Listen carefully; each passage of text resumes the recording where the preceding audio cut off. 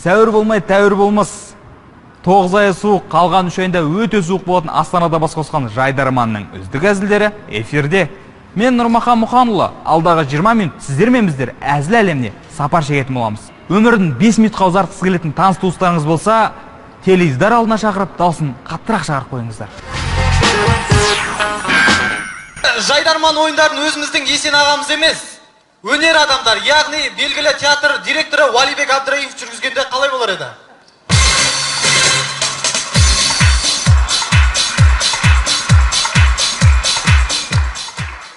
Ғажайыпқа толы маусым, олай болса,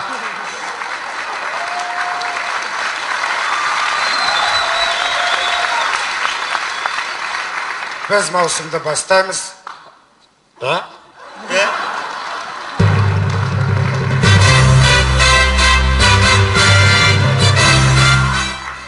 Набұрышта тұрып жүргізген рахат екенді.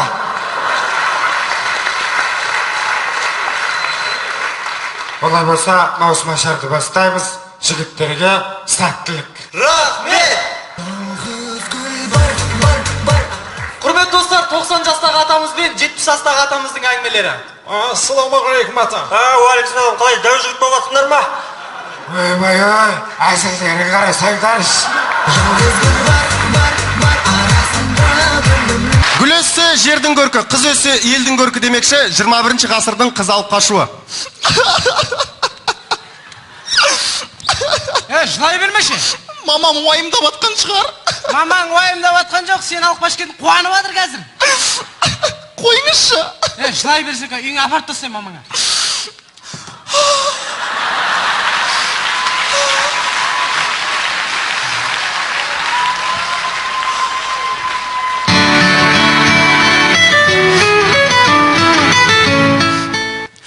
Алло, естіп атыр, құтты болсын айналайын, кешке хабарласам, сау бол. Рахмет, жұғысты болсын.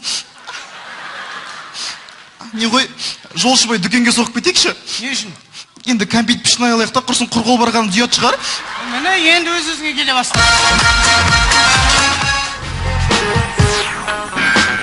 Бүгін бізде бір ғана қонақ емес, түгел бір команда келіп отыр.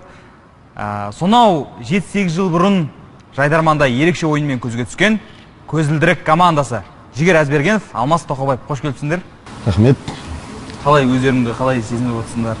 Мен еркін сезініп отырмын. Жігер киіміне қарағанда қатып киініп келген секілді кішкене. Бәріміз еркін сезініп отырмыз. Бәрі ойдағыдай ма? Сендерді енді қазір көрермендер Жайдарман ойыншысы ретінде емес, Жігер сені тележүргізуші ретінде, ал Алмас сені кім ретінде қабылдайды? Мені әсіресе әлеуметтік желіде отыратын адамдар біріншіден үш баланың әкесі ретінде қабылдайды.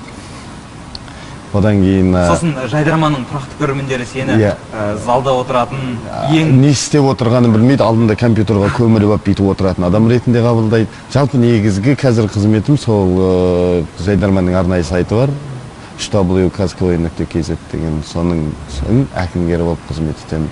Анда-санда жас топтарға ақылымды беріп қоямын, жалпы сол маңайда жүрміз. Олай болса біздің көрермендердің есіне салып кетейік, кезінде Көзілдірік. Сол рас, мені көріп жүрген Жігерді ұмытқалы мүмкін. Дұрыс. Көзілдірік командасы қандай болған екен?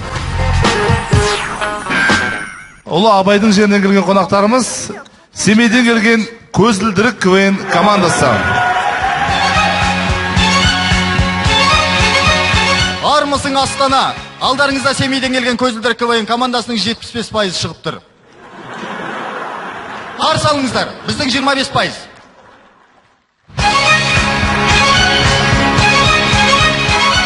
Құрметті көрермендер, мынау қат айтады. 75 пен 25 бұл пайыз емес. Екеміздің жасымыз, мен 25-те, мынау шал 75-те. Алдарыңызда Арифлеймнің Қазақстандағы жарнамасы. Буян қазақ.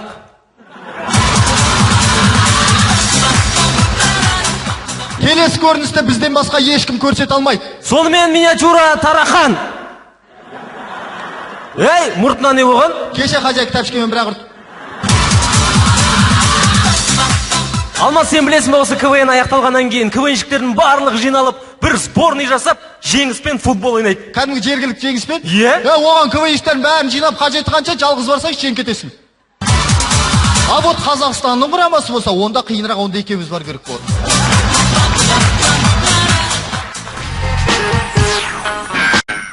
Көрдік, күлдік. Естеріңе түсті ма? Қайран қыз күні ма деген шығар. Өзінше ұзын. Текстік, мәтіндік әзілдер дейміз ғой. Жалпы бұл бағытқа осындай жанрда әзіл айту неден келіп шықты? Жоқ, ол кезде біз екеуміз де жергілікті арнада жұмыс істеп жатқанбыз. Мен жаңалықтарда істеймін, Алмас бағдарламаларда. Сол кезде күнде сол семейдің проблемасы көп қой. Барып ананы түсіресің, мынаны түсіресің. Содан ойлар қалыптасады. Содан кейін барып сол әлеуметтік тақырыпта көбінесе қозғайтынбыз мәселелер. Екінші мәселесі біз екеумізді ойнай алмадық. Жаза аласың, әртістік қабілет болмады, содан кейін. Сөзбен жеткізіп. Енді әркім өзінің артық жағын көрсету керек қой енді. Мен басын бастап беремін, соңын көтеретін Алмас болады. Ол кезде Жігердің ВАЗ-2110 деген аппақ көлігі болды. Ақбозатын. Иә, Ақбозат. Сол екеуміз арнайы автомагнитола сатып алдық, мини-диск ойнататын. Соның ішінде әуенді кесіп, отырып, машинаның ішінде дайындық жасай беретін. Және мен есімде сол кездері ұшақпен келіп кететін бірден бір команда сендер болдыңдар, Жоқ, болғанда жартысы ұшақпен келетін. Ол мен. Жалпы Жайдарманда екі адамнан тұратын топ жоқ. Сендерге дейін де болмады, сендердің кейін де болған жоқ. Неге екеуің ғана, семейде басқа журналистер жоқ па, басқа көзілдірік тағатын адамдар жоқ па? Сол кезде есіңде бар, сенің жоқ. Негізі бізге бір әріге ностальгия телеарнасында отырған сияқты жақсы отыр. Есіңде ме сол бір кез? Жоқ, біріншіден біз бір-бірімізге жақын болдық. Бір институт оқыдық. Арамызда бір курс. Бір курс мен жоғары, бір курс төмен. Екеуміз көзілдірік тақтық. Екеуміз көзілдірік тақтық. Үшіншіден екеуміз апалы-сіңліге бір қызға барып жүретінбіз. Сол нәрсе бір команда болуға. Бір жерде жұмыс істедік. Шығынсыз, екеуміз ғана өз сол. Кәсім шалбар, екеуі саласың.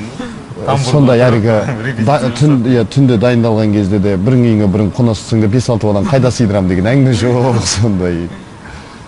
Бірте сондай эконом вариант.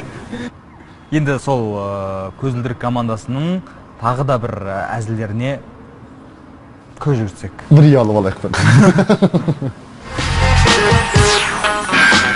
Миниатюра КВНщиктің бір күні. Қалайсың, очкарик? Қалайсың, бір очкарик? Жігер, мен кеше ертегі оқыдым, қызыл шелпек деп аталады да. Мүмкін қызыл телпек шығар. Жоқ, ол басында бауырсақ болған ғой, аю тапта кет шелпек болып қалды. Осы жаңа бауырсақ дегеннен шығады, кеше дүкенге кірсем, сөреде бір бауырсақ тұр, шек қарны быт-шыт, ақтарылып қалды. Ақымақ! Ол хот-дог! Алмаз, мынау біздің мен ең жақсы көретін фотоальбомым. Мынау біздің класс. Класстарың жап-жарық, жып-жылы екен,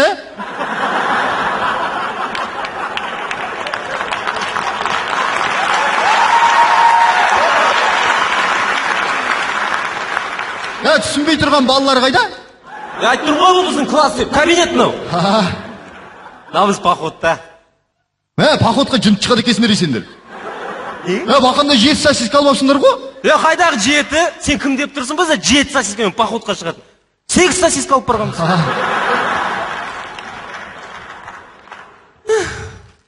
Татыш, қайтарныш. Аша көр.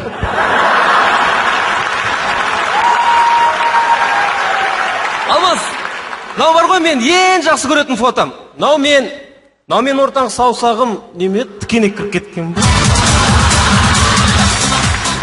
Ойынымыздың соңында бірін-бірі қызғаныштан көре алмай жүрген қазақтарға айтарымыз: біз сияқты көзілдірік тағып алыңыздар.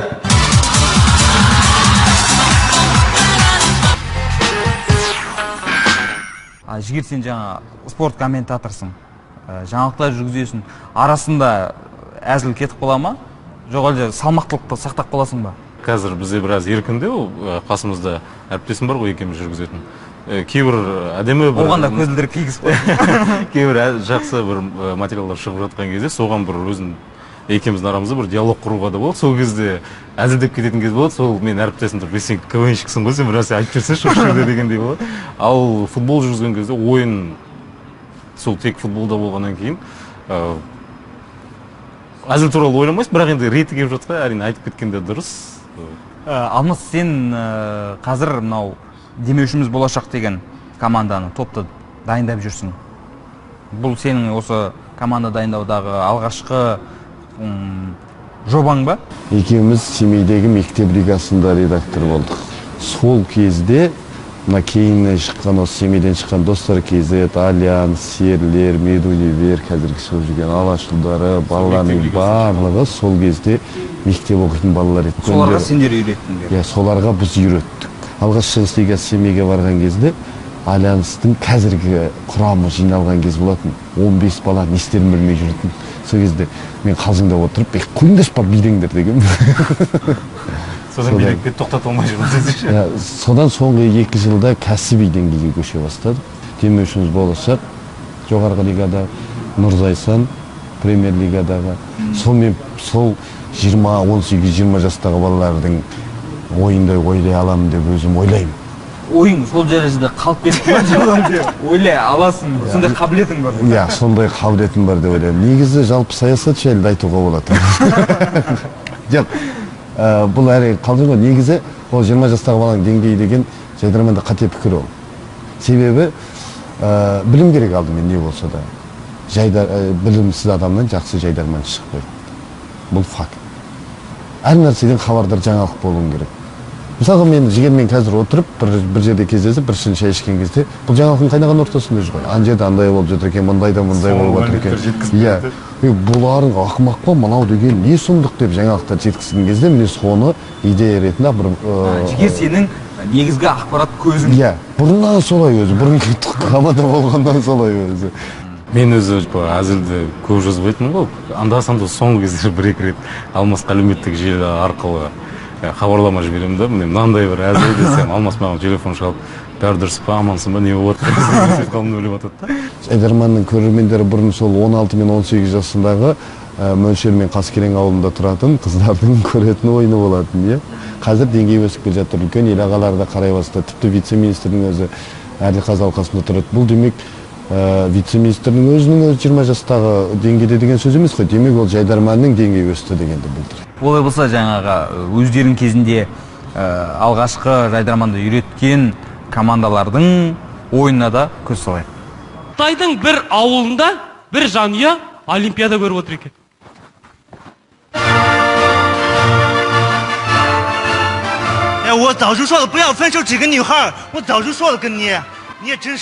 Айттым саған кезінде осы қызды ауылда алып қалайық деп. Әне, олимпиада чемпионы болып жатыр. Үй ақымақ! Үй ақымақ! Мына негізі көптеген көрермендер айтады екен, Альянс КВН командасы тек қана билеу біледі деп. Бірақ та біз бұл сөзбен сәл келіспейміз. Керек болса біз нағыз актерлік шеберлікті көрсететін әзіл қоя аламыз.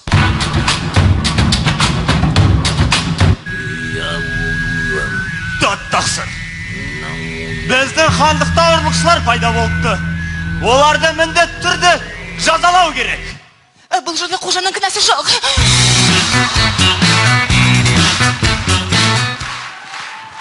Біз саяси әзілдерді көрсете аламыз. Карим Масимов мырза, жұмыс саттарыңызды тапсырыңыз.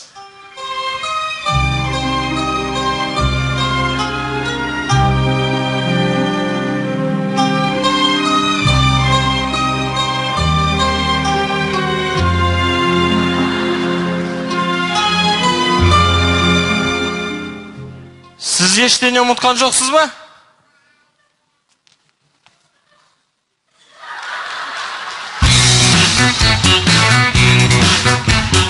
Соңғы кезде мына әлеуметтік желілерде сендердің кезінде айтып кеткен әзілдеріңді афоризм ретінде көріп қалып жатырмыз.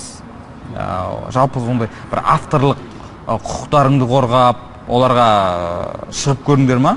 Мынау біздің әзілет негізі сәл авторын көрсетіп қойыңдар, жаза беріңдер, бірақ авторын көрсетіп қойыңдар деген нәрселер айтылды ма? Ондайды естірген жоқпын. Жалпы бізде кезінде екеуміздің бір сайт ашқан болатынбыз сол жылдары. Мүмкін соңынан алынған да шығар, білмедік. Әлі істеп тұрған сияқты сол сайтымыз.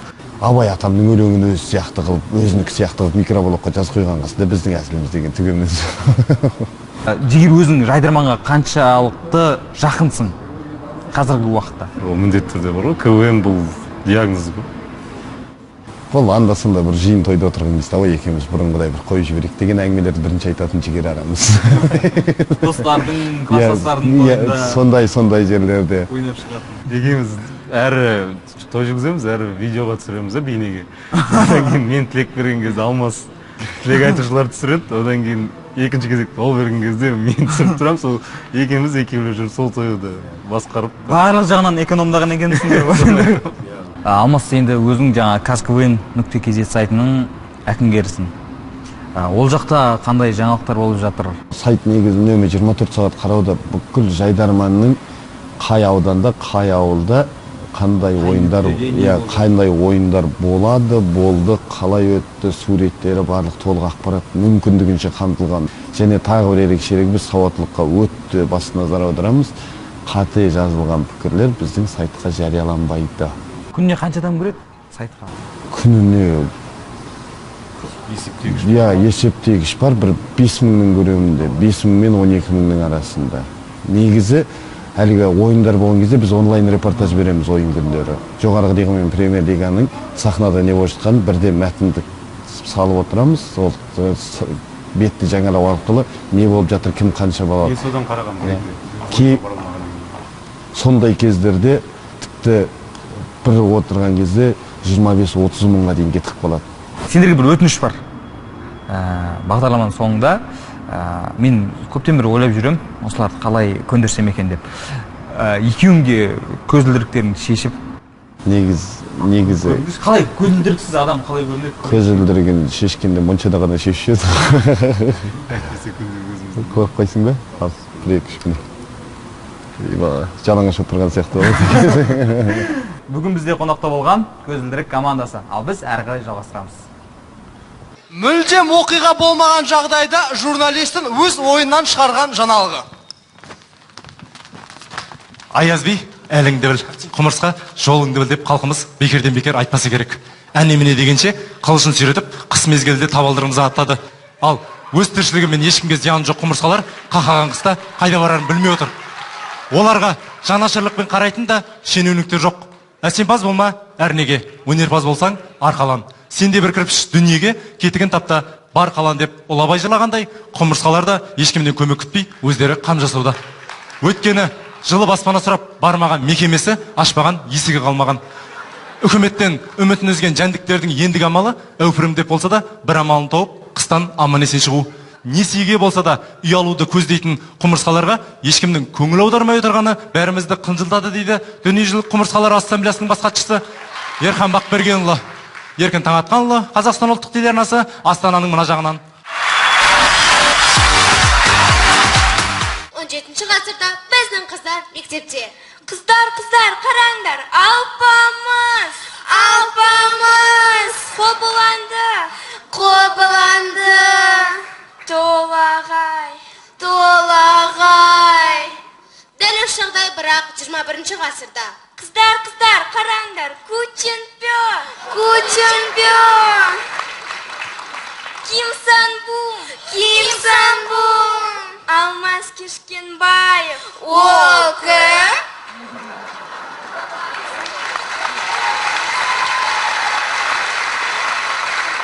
Джастин Бибер.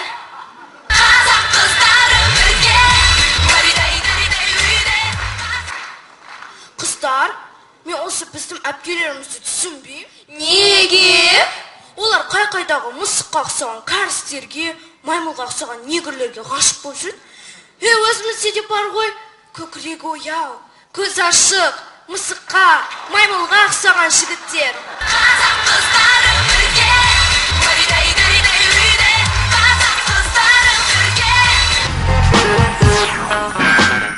Адамның сезімі әртүрлі болады ғой.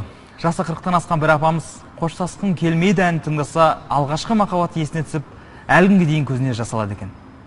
Біз сіздермен осы жерден қоштасамыз, бірақ көңіл күйлеріңізді сүрмеңіздер. Келесі аптада міндетті түрде кездесетін боламыз.